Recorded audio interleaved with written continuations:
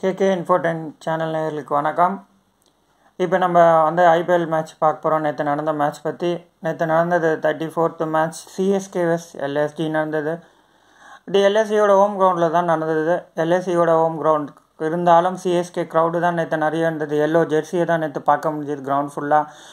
ஒரு நல்ல ஒரு சிஎஸ்கே சப்போர்ட்டோட க்ரௌடு வந்தாங்க. இருந்தாலும் எல்எஸ்டியோட ஹோம் கிரவுண்ட் இருந்தாலும் சிஎஸ்கே தோனிக்காக சப்போர்ட்டர் வந்தாங்க. நல்ல ஒரு மேட்சாக இருக்கும்னு நம்பி தான் உள்ளே வந்தாங்க. சிஎஸ்கே டாஸை தோத்தாங்க. எல்எஸ்டி பேட்டிங் பவுலிங் சூஸ் பண்ணாங்க. ஃபஸ்ட்டு அந்த சிஎஸ்கேக்கு நல்ல ஒரு இடி காத்திருந்தது. ரச்சின் ரவீந்திரா ஃபஸ்ட்டு பாலே போல்ட் ஆகிட்டு போயிட்டார். அகைனே கொஞ்சம் ஸ்லோஸாக தான் ஆடினார். அவர் ஓப்பனிங் ஆடினாலும் 36 தான் ஆடினார். கிரேக்வாட் அவர் கூட ஒரு சின்ன பார்ட்னர்ஷிப் பில்ட் ஆச்சு. ஒரு 17 ரன் எடுத்தார்.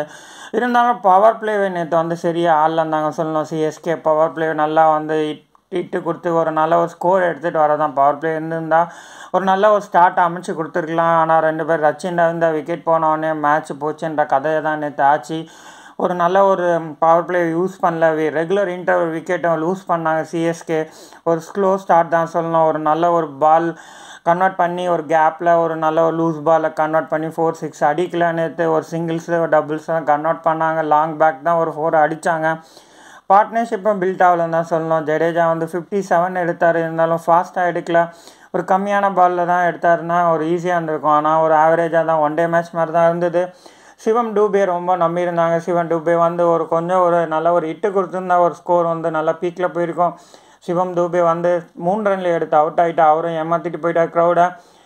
ரிசிவி வந்தார். இவர் எதுக்கு வந்தாருன்னு தெரியல. 5 பால் ஆடி 1 ரன் எடுத்து அவரும் விக்கெட்டை லூஸ் பண்ணிட்டார். ஒரு பிச்சில் நின்று ஆடுவோம். ஒரு விக்கெட் இருக்குது. ஒரு பார்ட்னர் ஜடேஜா இருக்கார். ஜடேஜா ஸ்ட்ரைக்கர் ரொட்டேட் பண்ணுவோம். சிங்கிள்ஸ் டபுள்ஸ் ரொட்டேட் பண்ணுவோன்ற ஒரு மைண்ட் செட் இல்லை. யங்ஸ்டர் எல்லாம் இப்படி தான் இருக்காங்க. அதான் இன்எக்ஸ்பீரியன்ஸ் பிளேயர்னு சொல்லுவாங்க கிரிக்கெட்டில். ஒரு நல்ல ஒரு ரொட்டேஷன் இருந்தால் கூட ஜடேஜா அடிச்சிருப்பார். விக்கெட் லூஸ் ஆகிருக்கார். லாஸ்ட்டில் நல்ல ஒரு விக்கெட் கையில் வச்சுட்டு நல்லா ஆடி இருந்திருக்கலாம். மோயின் அலி அடுத்தது வந்தார். அவர் பார்ட்டுக்கு ஒரு நல்ல ஒரு நாக் தான் கொடுத்தாரு. ஒரு 30 ரன் எடுத்தார். இருந்தாலும் லேட்டாக வந்தார். அவர் டாப் ஆர்டர் அமைச்சிருக்கலாம்.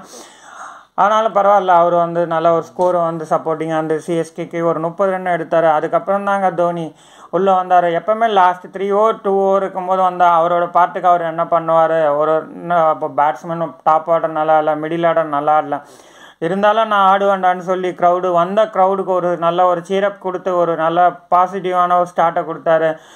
28 ரன் 9 பால்லைங்க 6-4 பறக்க விட்டார். எங்கேயுமே 360 டிகிரி ஷாட். நேற்று எல்லா சைட்லையுமே third man side long on long off எல்லாமே கவர் எல்லாமே பார்த்தாங்க. நேற்று 9 பாலில் 28 ரன்னு. மீண்டும் தோனி தான் ஒரு ஹிட்டர், நல்ல ஒரு ஹிட்டர்ன்றவர். நேற்று அவர் ப்ரூவ் பண்ணார். ஒரு நல்ல ஒரு ஸ்டார்ட்டை கொடுத்தாரு. நம்பிக்கை க்ரௌடுக்கு நல்ல ஒரு 9 பால் ஆனாலும் ஒரு நல்ல சீரப் கொடுத்தாரு. 176 for 6 இருந்தது. 8.80ன்றது ஒரு ஃபைட்டிங் ஸ்கோர் தான் சொல்லலாம். ஒரு லோ ஸ்கோர் கிடையாது டோட்டல். இது நல்ல ஃபைட்டபிள் ஸ்கோர் தான் சொல்லலாம்.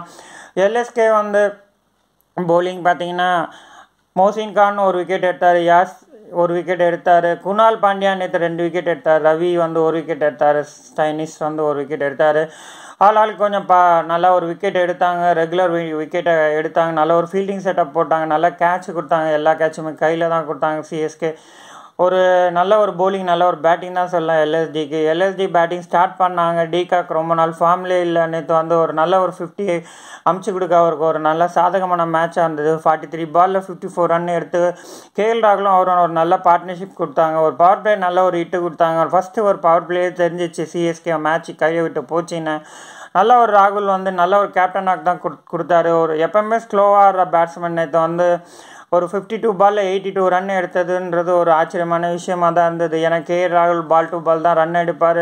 நல்லா இட்டு கொடுக்க மாட்டார். ஆனால் நேற்று அவரே அந்த பிச்சில் அடிக்கும்போது சென்னை சூப்பர் கிங் கண்டிப்பாக அடிச்சு நம்ம மேட்சை ஒரு அபவுட் 200 எடுத்துகிட்டு வந்துடலாம். யாருமே ரெகுலராக பொறுப்பு ஆறானால சிஎஸ்கே ஸ்கோர் எடுக்க முடியல. அதுக்கப்புறம் பூரான் நிக்கலஸ் பூரான் ஒரு 23 அடித்தார். 12 பால்லே ஒரு ஷார்ட் ஆஃப் பால்லே மேட்சை ஈஸியாக வின் பண்ணுற மாதிரி எடுத்துகிட்டு போயிட்டார். பார்த்தீங்கன்னா 19th ஓவர்லேயே அவங்க மேட்சை கம்ப்ளீட் பண்ணிட்டாங்க. 180 for 2 தான் இருந்தாங்க.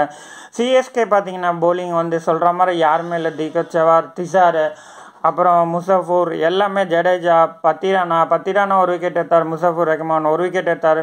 மோயின் அலி ஏன் தான் bowling கொடுக்கலன்னு தெரியல. ஒரு ஓவர் 5 ரன் தான் போட்டார். அவருக்கு வந்து முன்னும் 3 ஓவர் கையில் வச்சுருந்தாங்க. இருந்தாலும் அந்த ஓவர் கொடுத்துருந்தா அவர் ரன் கண்டெயின் பண்ணிக்கலாம், விக்கெட் எடுக்க ஒரு வாய்ப்பு இருந்திருக்கும். ஏன்னா அது யாருமே கவனிக்கல. மோகின் அலி வந்து நேற்று ஒரு ஓவருக்கு 5 ரன் தான் கொடுத்தாரு. மற்ற 3 ஓவர் இருக்குது அவர் கையில். இருந்தாலும் அவர் கேபிட்டலைஸ் பண்ணல. இருந்தாலும் சிஎஸ்கேக்கு இது ஒரு பின்னாடி வந்தது. அவர் யூஸ் பண்ணி அந்த 4 ஓவரில் அட்லீஸ்ட் 1 ஓவர் கொடுத்து எக்ஸ்பெரிமெண்ட் பண்ணியிருக்கலாம்.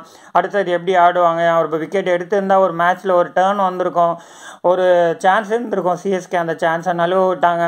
சிஎஸ்கே எல்எஸ்ஜி பார்த்தீங்கன்னா 8 விக்கெட்டில் வின் பண்ணி நல்லா ஈஸியான வின் தான் சொல்லலாம். ரொம்ப டஃப்பான மேட்சாகவும் தெரியல. நேற்று ஈஸியாக வின் பண்ணி பாயிண்ட் டேபிளில் 2 பாயிண்ட் எடுத்து 8 பாயிண்ட் ஆகிட்டாங்க. சென்னையும் அவங்கள ஈக்குவலாக 8 பாயிண்ட். சென்னை டாப்பில் இருக்காங்க. அவங்களுக்கு மேலே அவங்கள ரன் ரேட் வந்து சென்னையோட ரன் ரேட் அதிகமாக இருக்கிறனால சென்னை டாப்பில் இருக்காங்க. For more update watch KK infotainment channel. மறக்காமல் ஷேர் பண்ணுங்கள், சப்ஸ்கிரைப் பண்ணுங்கள், லைக் பண்ணுங்கள். உங்களிடம் விடைபெறுவது உங்கள் ரமேஷ். Thank you very much.